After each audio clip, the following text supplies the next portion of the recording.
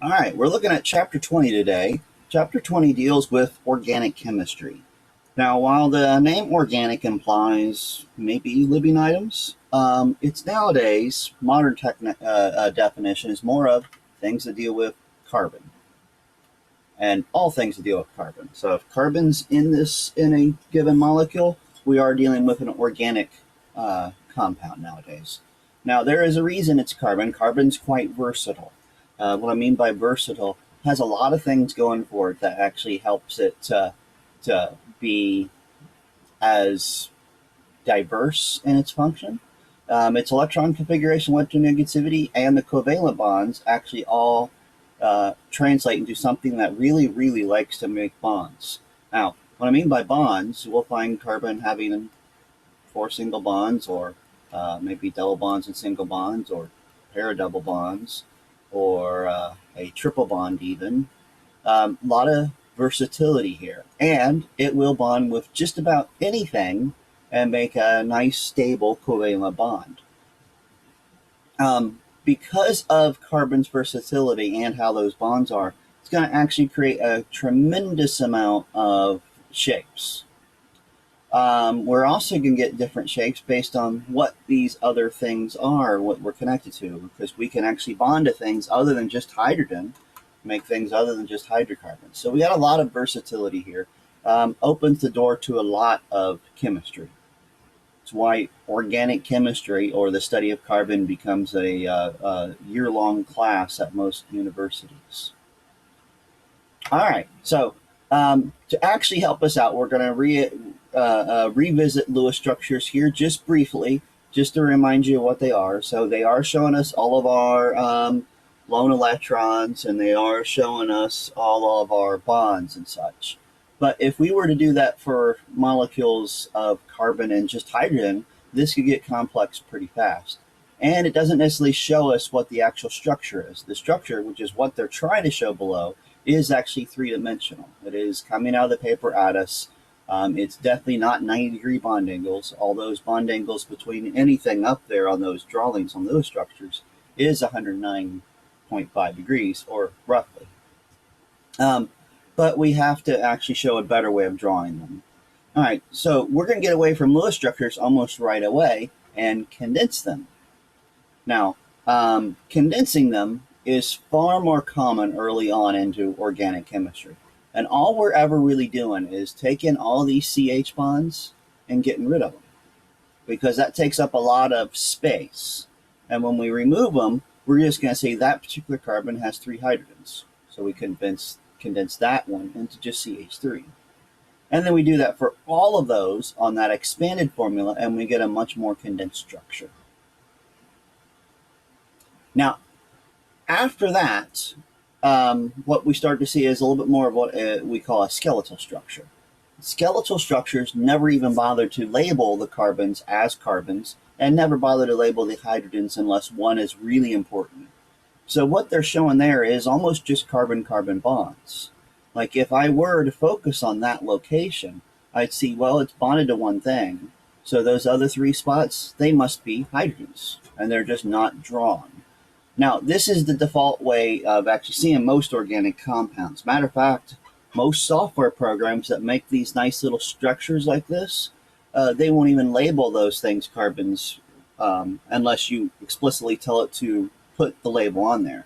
Now, if I put something else on there, like if I come onto this position down here and add an alcohol, which is an OH, it would have actually drawn out an O, and then the H would be important there, so we'd actually put that H on. So skeletal structures are just introduced to keep it simple and ignore the fact that there's a bunch of carbons there. I mean, they're there, but we're not going to bother to label them. All right. To see what I'm talking about, we got these nice little examples here. What we have is structures, and in red, I want to figure out how many hydrogens will be in that position. All right, so this one here on the end, it's only got one bond to it, so there must be three hydrogens on there. And they're just ignored because it's saving our space. Like here in the middle, it's that particular carbon's bonded to two different things, so there must have been a hydrogen here and a hydrogen here. And on this one, 3 things, so there must be a hydrogen there. And then last one, this one with, there's 4 things coming off that central carbon, so there must not be any hydrogens at all there. All right, when we have multiple bonds, we do just count them as 2 bonds. So this next one, that particular carbon has already got 2 bonds involved with it, so the other 2 must be hydrogen. And on both of these, if I look at that carbon right there, I have a double bond, I have a single bond, so there must be a hydrogen there. On this one, that carbon has 3 bonds going to it, so there must be 1 more that's a hydrogen. And that's all we do to figure out how many hydrogens are connected to something. We do want a carbon always to have 4 bonds. If it doesn't, the remaining ones must be hydrogens. All right, let's see if we can figure this out on some of these. So if I were to redraw this first structure as a condensed structure, I'm going to start here at this end. That particular location has just 1 bond, so it must be a CH3. And it's connected to this thing, which is a carbon, has 3 things coming to it, so it must be a CH. And then I will go clockwise, so going down to a CH2, down again to a CH2, going back up, another CH2, back up, a CH2, back up, a CH2, and then down. And on B, I would have hydrogen, hydrogen, hydrogen, 3 hydrogens, 2 hydrogens, 2 hydrogens, 2 hydrogens, and 3 hydrogens.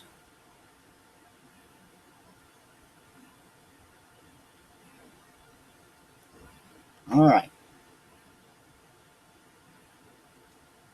B here is similar to the one we just did, so I have 3 hydrogens, 2 hydrogens, 2 hydrogens, 2 hydrogens, 2, 2, and then 3. And this one we'll do like we did on that first A above. I'm going to start here on the end. That particular location must be a CH3. It's connected to just a carbon. That carbon has 4 things, so there's no hydrogens on it. Above it is a CH3, and below it is a CH3. It's connected to this thing, which must be a CH, which is connected to a CH3 and a CH3.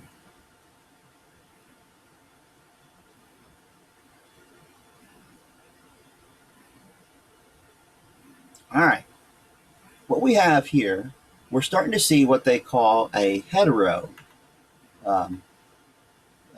molecule. So what I have is I have 4 carbons and I have 1 oxygen. And I put those skeletal structures together, and then I put a bunch of hydrogens on there to fill it all out. But we see a tremendous amount of chemical diversity. Matter of fact, there's very few molecules on up here that have day-to-day use. I mean, this one up here used to get a very common use. If you ever heard of ether, this is actually diethyl ether. I'll write that name here. That is the stuff we used to use to as anesthesia to knock you out. Don't use it so much anymore. It had a tendency of not putting the muscles to sleep all that well. You almost always woke up sick on this stuff. Had a tendency to be very flammable, and if it was stored improperly, it might just explode on storage. So it had a lot of problems with it. So we found better ones. But all these others are all over the place on how their function are. It's not like to say these are all ethers. Let's see, we probably, yeah, right here. If you're going into the paint store, methyl ethyl ketone, sometimes labeled as just MEK. It's a paint thinner. Actually has a relatively sweet smell. Probably tastes pretty bad. I would never try it. But very diverse functions in all these. Now, we're not going to bother to go through all these and identify them or anything like that. What we're pointing out is that just the 4 carbons and 1 oxygen have a almost limitless way of putting together. Well, there is a limit, but sure is a lot of structures here. But this is an exhaustive one. This is all the ones I could come up with. But it's just 4 carbons and 1 oxygen. All right. What we're going to see is the skeletal structures are going to pop in a lot and a lot more commonly, and it's going to actually help us see things that are going on here. But we do find something interesting. The single bonds, double bonds, and ring structures, technically what we're going to see is these all actually have the exact same molecular formula. So C5, and if I were to go along here, this has 3 hydrogens, 2 and 2 and 2, and then another 3. The number of hydrogens on all 3 of those there is 12.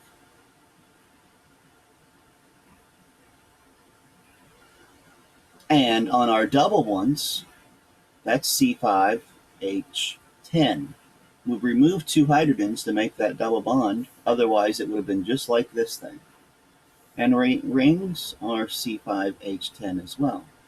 So the molecular formulas aren't as useful anymore when we come to ion or organic compounds, because obviously none of the first 3 on that first column over here are the same structure. And then on the right side, what we got? 1, 2, 3, 4, 5, 6, 7, 8, 9, 10 molecules. Obviously, they're not all the same, 10. So we need to figure out a way to distinguish these with a name. Like, for instance, we actually can name this one up here right now. We're just going to call it pent and ane. The ANE tells us it has nothing but single bonds. Pent tells us there's 5 carbons in a row.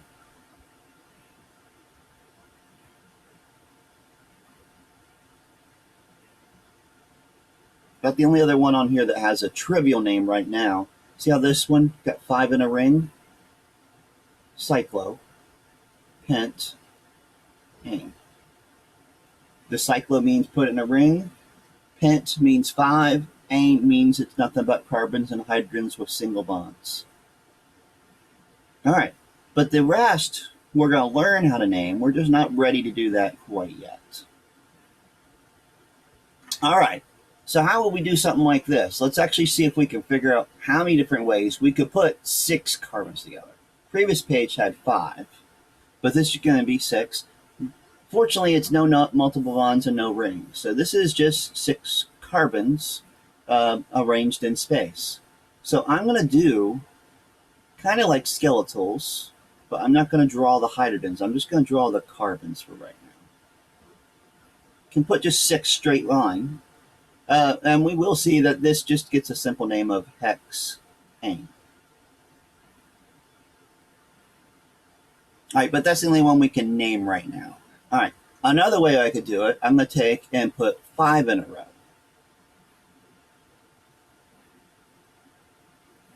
And I'm going to put the 6th one on a different location. If I were to put it on either one of these ends, we'd be right back up to hexane. So I'm going to put it on maybe that second. And I could have done that and put it on the 3rd. But if I put it here on this second to last one, that would be the same as this one I just drew. It would just be drawn backwards. So there's really only 2 different ways I can put that methyl on that 6 carbon. All right, another one, 4 in a row. And I'll put 1 here and 1 there. And then the final way we could do this, 4 in a row, 1 here and 1 here. So both off the same location. All right, now we're going to learn here in just a second how to actually name these guys. But right now it's safe to say we have no idea how to name them. The hex does come from, on this name, the fact that there are 6 carbons in a row. And we will see that the prefixes that actually imply numbers are actually very recognizable. Like at the gas pumps, you've heard of octane ratings. Well, octane in question they're talking about has 8 carbons. Oct. All right, but our prefixes are going to actually add some oddness, at least on the earliest steps. So Pentane meaning 5, hexane meaning 6, hept, oct, non, and dec. Those start to make a lot of sense. It's these first 4 that are not necessarily numeric. I mean, the BUT prefix for butane, so butane would be 4 carbons in a row. Butane got its name because one of the earliest forms of a 4-carbon molecule that was obtained from butter. And then propane meaning 3, ethane meaning 2, methyl meaning 1, all had similar histories. They actually were discovered and purified long before we knew what their actual structures were. So those prefixes, or those root names, come from different sources. All right, but we will actually use these. Matter of fact, if I back up on that previous page, we're going to see that these guys that we kind of skipped over, the ones we didn't do, we're going to name them based on that longest chain of carbons. So like this here in the middle, that longest chain of carbons is 5. That's going to have a backbone of a pentane. We're going to actually have to do something about this thing that's branched off the side, but we're not ready to actually say it yet. It is going to be a pentane. The ones below are going to be a butane. So we're going to develop some naming rules using these prefixes. And the naming rules, at least at first, are going to be kind of simple. Now, they're not going to be simple to put in place right away, but we are going to build up on them, but we're going to practice these for a bit. Now, this nomenclature really only works for the alkanes. Those are molecules that are nothing but carbons and hydrogens and single bonds. As soon as I put a double bond in there or anything that's not a carbon and a hydrogen, these rules no longer perfectly work. Now, the rules will apply. We're just going to add to it, and we'll get these a little bit longer. All right, so what I'm going to do here is right up here in this upper corner, I'm going to draw that molecule I just started to name, which had 5 carbons in a row, and then 1 off this location right here. And we're going to see how these rules apply. All right, so when it says to find the longest continuous chain of carbons, that's really what you want to do. You want to find the longest continuous chain of carbons. That is why I had boxed in this. Now, it doesn't matter which way we go. Matter of fact, it's just as likely to say that this is the longest continuous chain. We'll find the longest continuous chain does not necessarily need to be in a straight line. It's on how it's drawn. But as long as we find the longest continuous chain, we will get the name right. All right, substituents are the things that are coming off of them. And what we're going to do on most of our carbon-based substituents is use that root. So since that's one branch, we're going to say it's a meth prefix, and then we just add a YL. So both these things coming off of that location are methyls. All right, now technically we're ready to name it. We are able to say that this is a methyl pentane. But to actually name it properly, we need to tell you where that methyl is, where it is in that carbon chain. So we have 2 options to number that carbon chain. We can actually start here on the left and say this is position 1, or we can start over here and say this is position 1. Well, to actually number it, we want to get a number that has that particular substituent at the lowest possible number.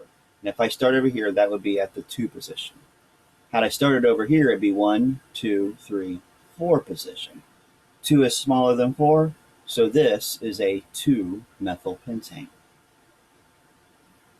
And matter of fact, even over here, 1, 2, it's still the exact same thing. I actually boxed in different carbons, but we ended up with the exact same nomenclature because we followed the rules. All right, let's apply that to these other 3 molecules we didn't name. So we got this one named, the one I boxed. Let's go over here. We'll box in the backbone. So it is a pentane. that is a methyl, and it wouldn't matter which direction we number from, 1, 2, 3, or 1, 2, 3. So this one is a 3-methyl pentane.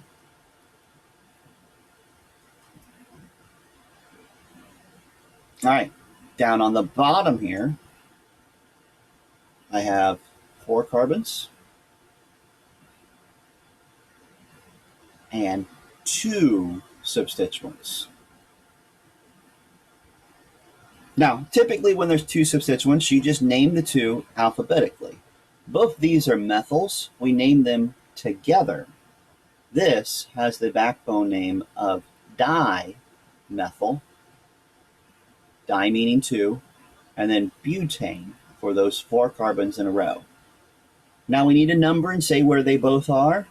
If I were to say this is 1, that's at position 2, and this is at 3, and I could number backwards and say this is 2 and this is 3, but it wouldn't make a difference. This is 2, 3, dimethyl butane. And our other butane, 4 in a row, methyl and methyl, 2, 2, dimethyl butane.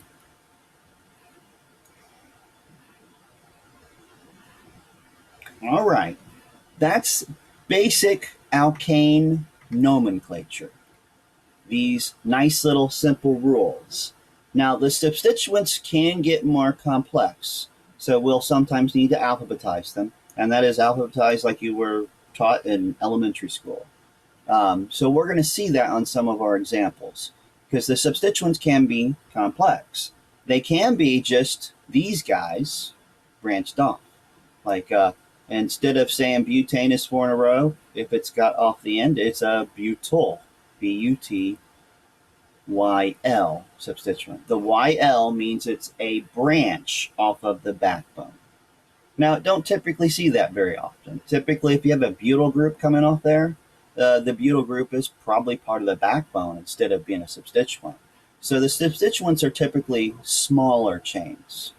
All right, so that's what we have on this page. So we have our basic ideas. We have our methyl, we have our ethyl, and we have propyl. Now you notice how this has an N in front of it? Well, that really is because 3 in a row, I could be branched off the end. But I could also be branched here in the middle. So there's 2 different ways to have a substituent have 3 carbons in it. And that's N-propyl and isopropyl. And even when there's 4 in a row, these 4 down here all are when there is 4 carbons and how they might be branched. Now we don't typically see that in general chemistry. They're being introduced here just to actually show you that this gets a bit more complex. Now something that we might see outside of alkyl groups, you might have halogens branched off. And they get their own little names. So we have chloro and bromo and iodo. I know it sounds like I made that word up, but that's what they actually call it. All right. Now, when we actually have these all branched off on a substituent off of a backbone, if there's more than one, we're going to alphabetize them. So I'm going to give a butane, and I'll put a methyl on it, but I'm also going to put a bromine on there. So it is still a methyl butane, but it's also a bromo. So when we actually identify our backbone and then identify our substituents, sometimes I end up writing this out like this, methyl and bromo. And that's how I know to alphabetize these as I put it together. So I have a 2-bromo, 2-methyl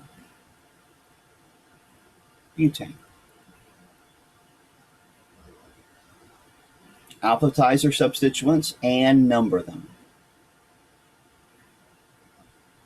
All right, let's practice this with just something that's nothing but carbons and hydrogens. Let's see if we can identify this entire thing and follow that backbone.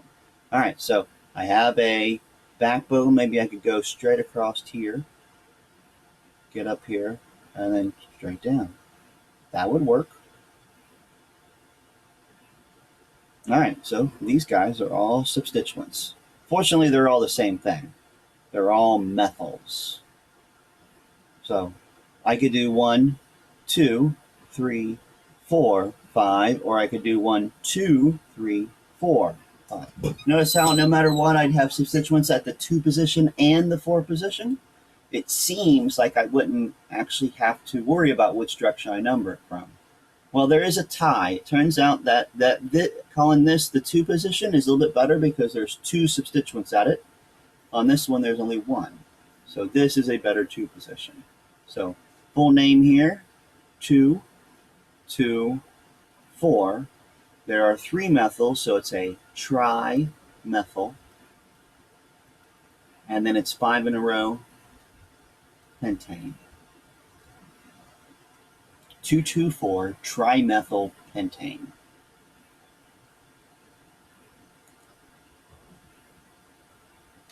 All right, let's see if we can figure out these. Now, what I've done on this page is I actually have these drawn a lot of the ways like how our book does and how you might see them on the test. And what's going to throw you off is if you were to come along here and just say, well, that's our backbone, you'd be totally wrong because you just found the quickest way. Yet, the best backbone, at least on this one, would be to go up because that's a longer chain of carbons. That puts this guy and this guy as a substituent. Now, numbering on this one, we'll see it doesn't make a difference. If I start over here, 1, 2, 3, 4 versus 1, 2, 3, 4, no matter how we do it, we end up with 3, 4 dimethyl hexane.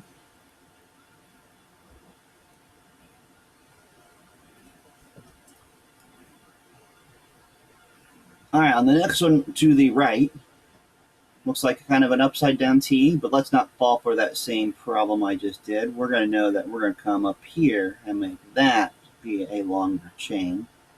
Therefore, that's a substituent. So I have a 2-methyl butane. Next one here is kind of easy. That's got to be our backbone. Nice straight line. That's got to be substituent, and it's at the 1, 2, 3 position.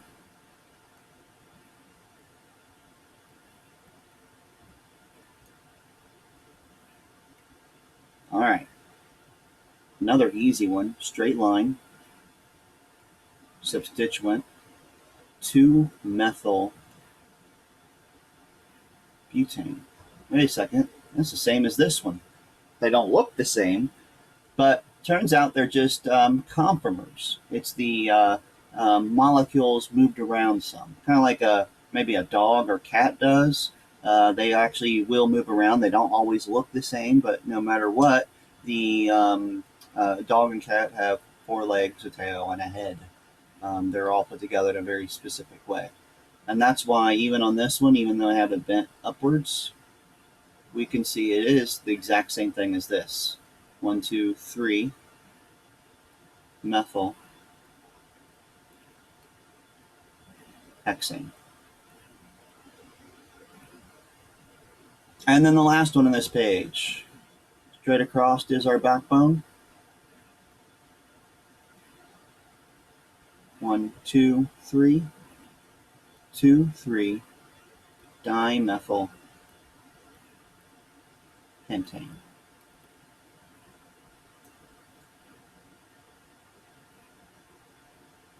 All right, what's next? Another couple practice ones.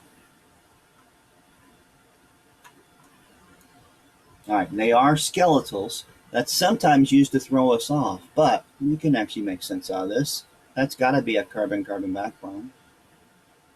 Therefore, these guys are substituents. And I know ties mean that I'm going to want to make that the 2 position and this is the 3 position. So I have a 2, 2, 3 trimethyl butane.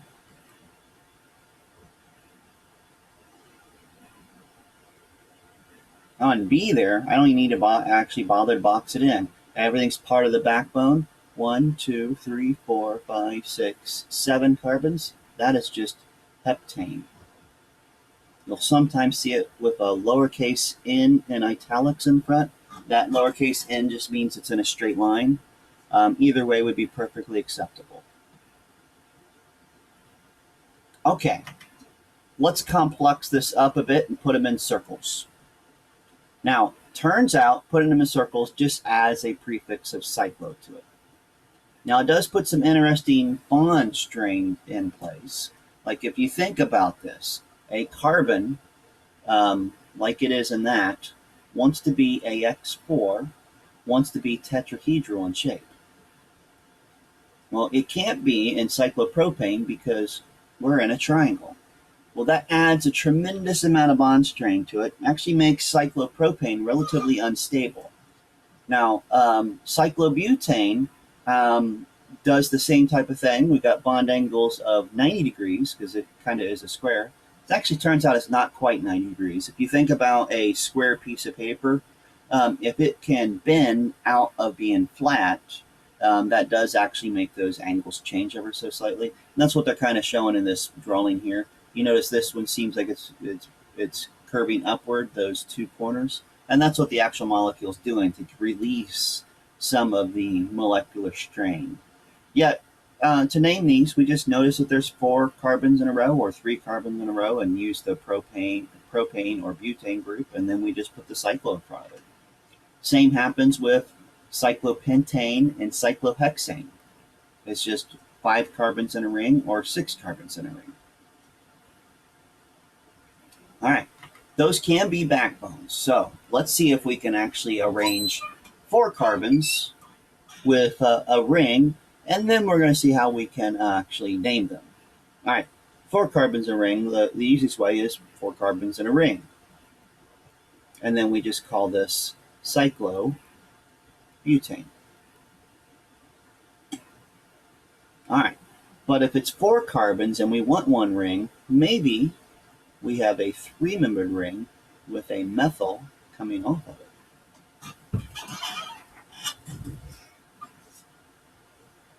Excuse me. All right, that would be cyclopropane,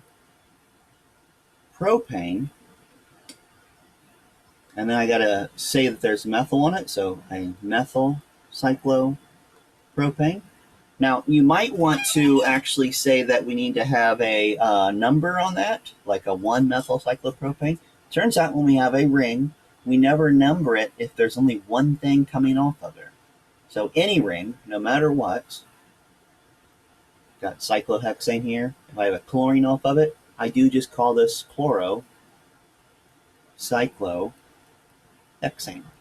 No number. I don't bother number unless I have 2 substituents coming off of that ring. All right, so let's see if we can figure out what this is. Well, that first one should be relatively simple. We just kind of did it, but we actually called that a chloro before. So this is actually methyl cyclohexane. And there's just 5 in a row. That's just pentane. But pentane adds something kind of interesting to it. Let's take that pentane, and what I'm going to do, I'm going to come up here. I dropped an E on that. I'm going to put a cyclohexane, so it looks like it's coming off of the backbone. All right. Now, we have a few ways to name this. We could try to name the cyclohexane as the backbone and then say somehow that pentane's coming off of it. Well, I don't have an easy way of naming that particular substituent. So a better way to do it is to actually say that whole thing is a substituent. So this is a 2-cyclohexol. Remember how the YL turns it into a substituent? So cyclohexol is that as a ring, and then it's just pentane. We are allowed to do that. You can turn a whole ring into a substituent if it helps your name of your molecule. All right, let's see if we can figure these guys out. Now, the first two are ones we've seen before. We're just doing these as practice. So I have 3 in a row, or no, 4 in a row. Got a substituent there and there. Both of them must be off the 2 position, so I have 2, 2, dimethyl butane. And then on this middle one, I have one that tries to fool you by actually curving, but that is our backbone. Substituent here and here.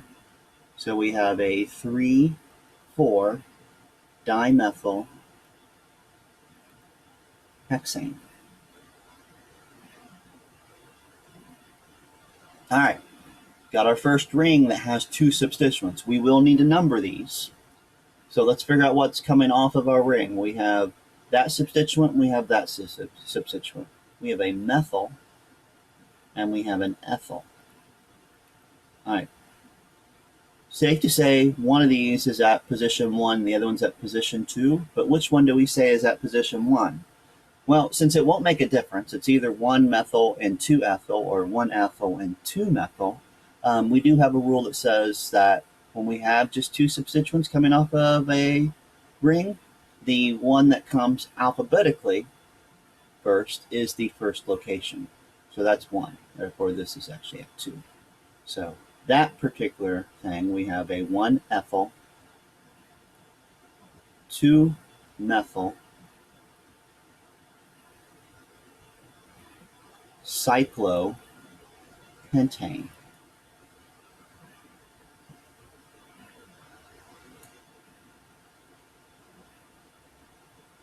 All right. Ages ago, even back in intro, we introduced the idea of a double bond, and we did say that the molecules can't rotate that double bond.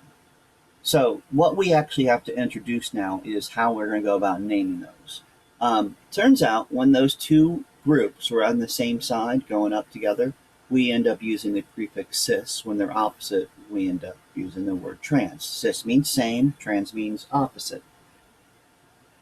All right, but if you notice on this, that double bond also has changed the suffix. Instead of an A and E, it's an E and E. The E and E tells us there's at least 1 double bond. And whenever you have a double bond like that, this 1 double bond, there's going to be a number out in front of it. That number tells us where that double bond starts. So that's saying that the 2-butene tells us that we had 4 carbons in a row, and on the second one, there was a double bond. And then the cis tells us that the hydrogens or the carbons are on the same side. And that's how that distinguishes that out. All right, let's see if we can actually see if we can figure these out based on some of our skeletal structures. Now, these are very similar to ones we just drew. I actually just left it kind of vague on whether or not it's got cis and trans. All right, so backbone-wise, we're going to modify our lead rule ever so slightly. When we have a double bond in the structure, the double bond must be part of the backbone. So I know that needs to be part of the backbone. That's okay. We just go right across here. The backbone is almost exactly like what we'd think it would be. And even over here, backbone goes all the way along.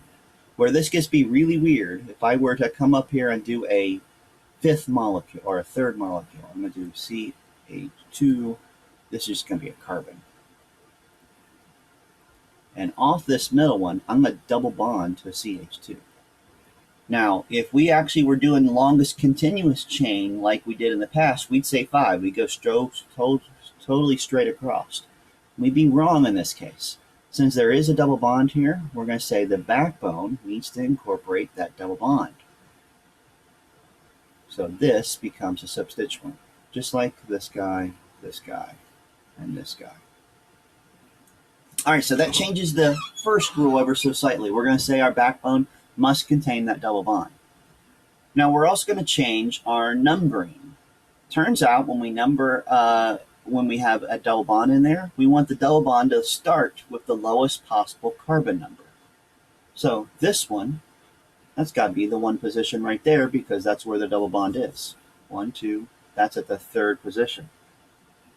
And up here, this must be the 1 position. Therefore, that substitution was at the 2 position. But in this molecule, it's got a little bit of a tie. We have 1, 2, 3 for the start of the double bond, or 1, 2, 3.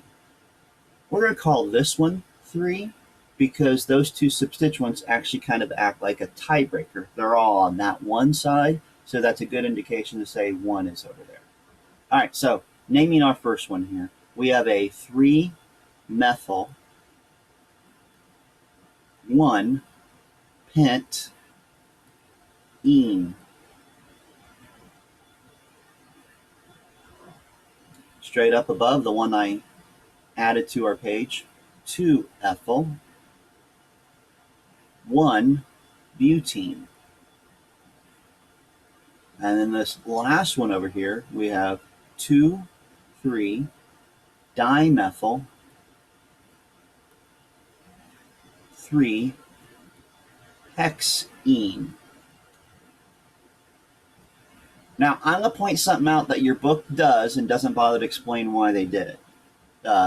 We see this in a few of the general chemistry organic chapters, so I'm going to point out why it does it right now.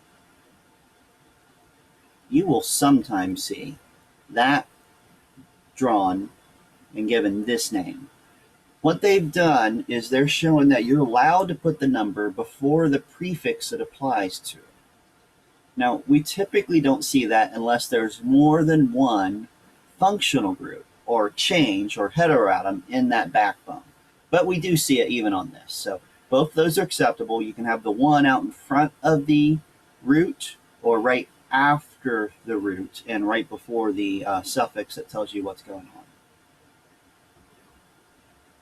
All right, what we just introduced there is the concept of a functional group. Now, a functional group is something that just reacts in a unique way. To a degree, we can say it has something to do with the reactivity of a molecule. Like these 4 molecules here, all will have similar reactions to each other based on the OH that's in the molecule. Now, it won't be exactly the same, and that's not to say they're all exactly the same. It just means that there are certain alcohol reactions that all 4 of these molecules will go through. So it's acceptable to call these guys alcohols.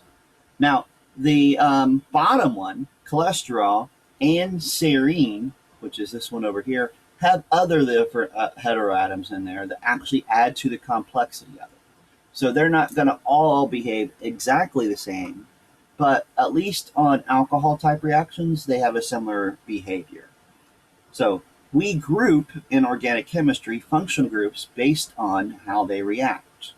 And, well, let's look at some of our functional groups right now.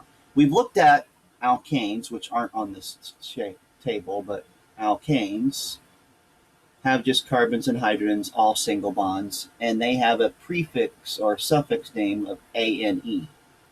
And we just introduced on the previous thing the concept of an ene, which means there's at least one double bond. Well, a triple bond just adds that to be a yne.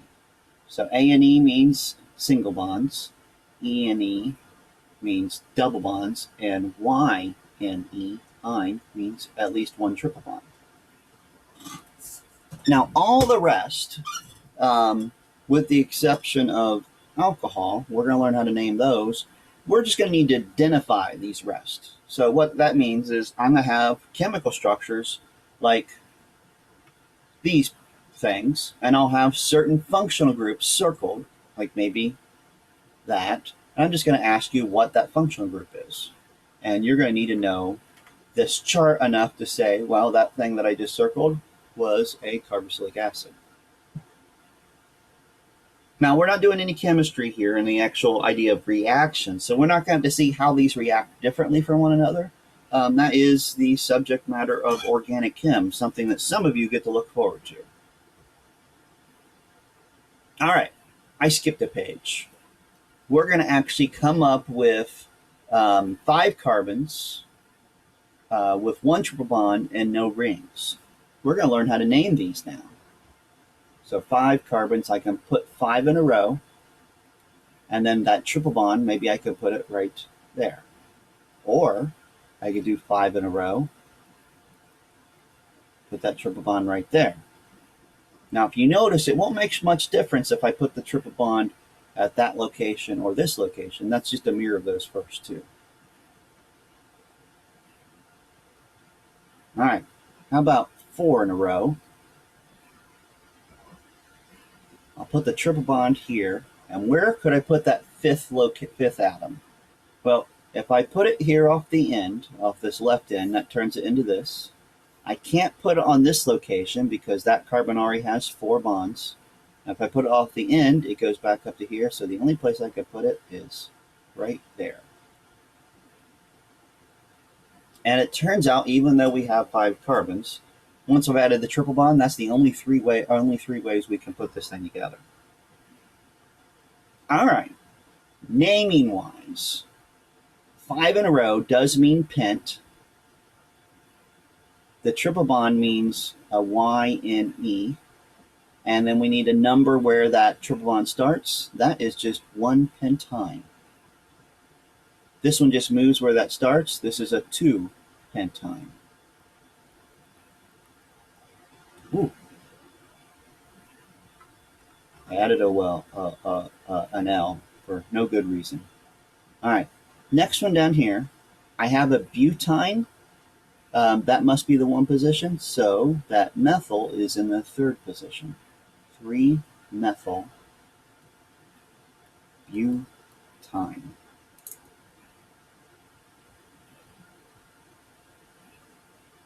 All right, so we actually introduced these functional groups. We're going to need to modify our nomenclature rules ever so slightly. So this is the same ones we did. I just took out the word alkanes here. And what we're going to do is we're going to modify it. It's no longer just the longest continuous chain. It's got to contain that functional group in there. And if it does have a functional group, that's going to change how we number a backbone. Anytime you have a functional group in there, you want to number it so the functional group has the lowest possible number. All right, let's see if we can combine those on these guys ever so slightly. Let's see if we can identify functional groups first. All right, so what I mean by that, I might have circled this and asked you what that functional group is. And you are going to know it's an ester. This one, very similar. It's got that carbon double bonded to oxygen, has an O. Carbon double bonded to oxygen has the O, but has an H on it. That makes it a carboxylic acid.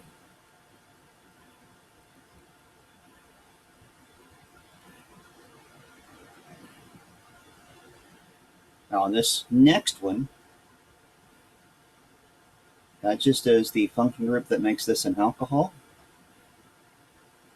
And that is the functional group that creates an amine.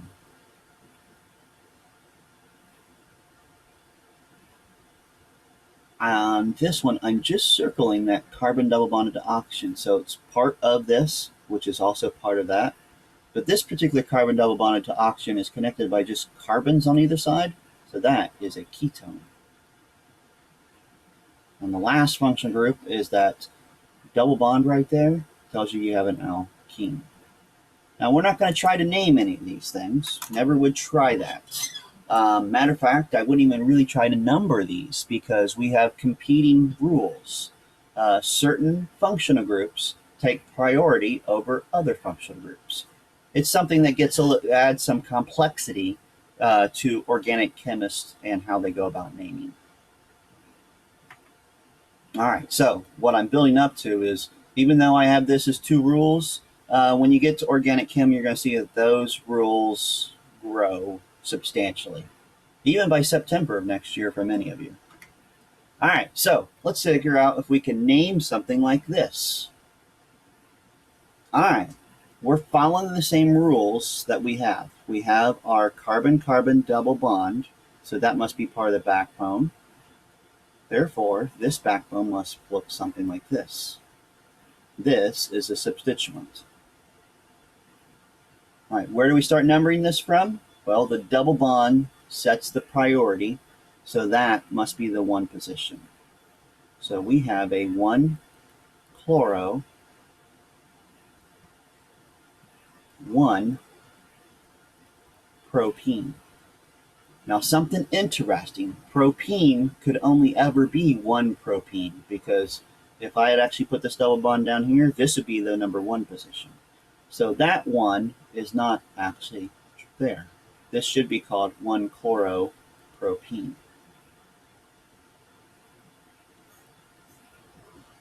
Propene and ethylene don't actually get a number saying where that double bond starts. All the other alkenes do, but those two do not get numbers. All right, how about this crazy guy? Now, something that I know actually gets overlooked a lot, and I would have done it ever so slightly different after seeing this. I'm going to come up here and draw this as an F, because you might not have caught that that was a fluorine, but it should be a fluorine. All right, so backbone-wise, I know the triple bond needs to be part of my backbone. I'm going to come up here, and it makes much more sense to go out this way. So we do have an alkyne. Numbering-wise, I'm going to say this starts at number 1. 1, 2, 3, 4, 5, 6, 7, 8. Doing that just so we know how many carbons there are. So in the 4 position, we have a methyl and we have a fluoro. 4, fluoro, 4, methyl, 1, octyne.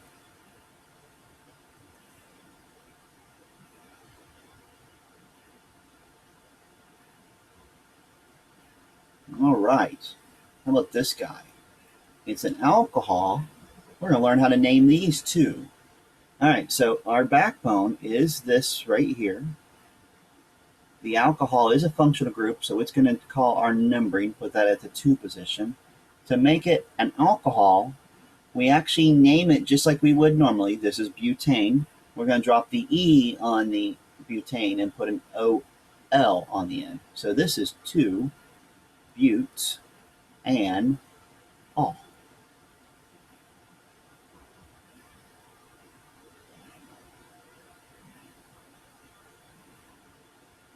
Now, same thing kind of happens when we have smaller chains. Ethanol, component of gasoline, CH3, CH3, which is an OH on one of those locations. Would make no sense to say that's 1 ethanol, because there's no such thing as 2 ethanol. So ethanol doesn't get numbered. All right, another one of these. A little bit more complex alcohol. A lot more going on. But I got my backbone right there. All these other things are substituents. This alcohol tells us how to number a backbone, so that must be at the 2 position. Therefore, this is 3, 4, and 5. So I have iodo and I have methyls. So I have 2 iodo, 3 dimethyl, 2 pentanol. Now, when you stop and look at that, you might say, wait, D should be becoming before iodine, right? Because D does come alphabetically before iodine.